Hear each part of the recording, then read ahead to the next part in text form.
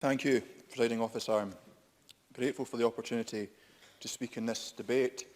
I would like to begin by thanking the clerks and my colleagues on both the Delegated Powers and Law Reform Committee and the Finance and Constitution Committee. And I would like to associate myself with the remarks of Bruce Crawford speaking in his capacity as Chair of the Finance and Constitution Committee. I think the work that both committees undertook was serious, rigorous. I think all members of the committee, of both committees, played an important part, and I believe this legislation will be strengthened as a consequence of that. And I would encourage anyone reading the official report of today's proceedings, watching today's proceedings at home or in the gallery, to look at the committee report and to look at the work of the committees, because where we're hearing a rather partisan and political debate taking place in the chamber, taking place in the shadow of a general election campaign, the work that the committees undertook was serious and it was considered, and I think it reflects the best of this Parliament.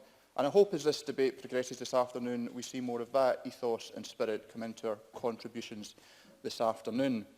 I welcome this piece of legislation, and I also welcome the response from the Cabinet Secretary, taking cognizance of the recommendations both of the DPLR Committee and the Finance and Constitution Committee.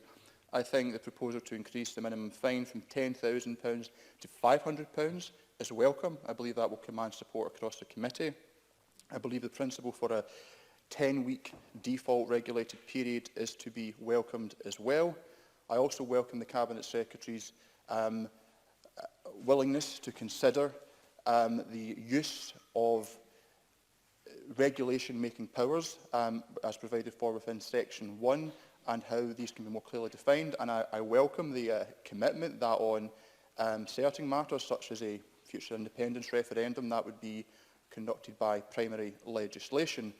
I think that is a sensible way to approach any future referendum, and what this referendum bill and what our deliberations on it offer us is the opportunity to consider the operational matters and the mechanics of any future referendum in what is as close to possible as a sterile political environment, meaning that any future bill paving the way for a referendum on independence for Scotland can focus primarily on the merits of whether that question should be asked or not, which we all have strong views on.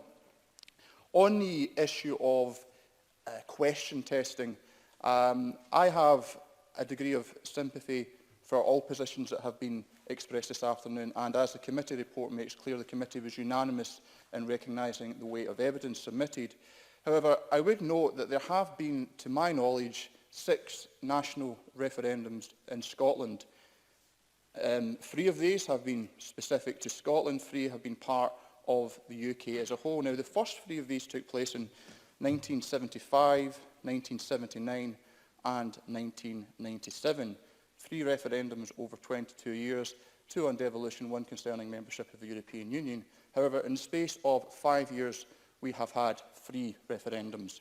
So there is a trend of increasing frequency of referendums. I think they are a useful tool for taking certain decisions which perhaps go beyond what would normally be considered appropriate for MSPs to take.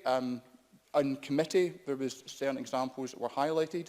I think the possibility of questions being referred from Citizens' Assembly is an idea that requires further investigation.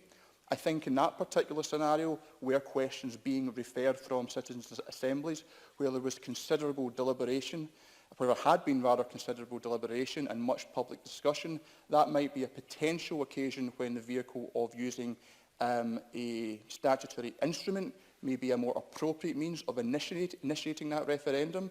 However, I would note that in the DPLR Committee report and in the Finance and Constitution Committee report, reference was made to using a super affirmative procedure, and that would, of course, give the opportunity for any aspects of a proposed referendum question in that scenario to be amended and to be discussed in some detail.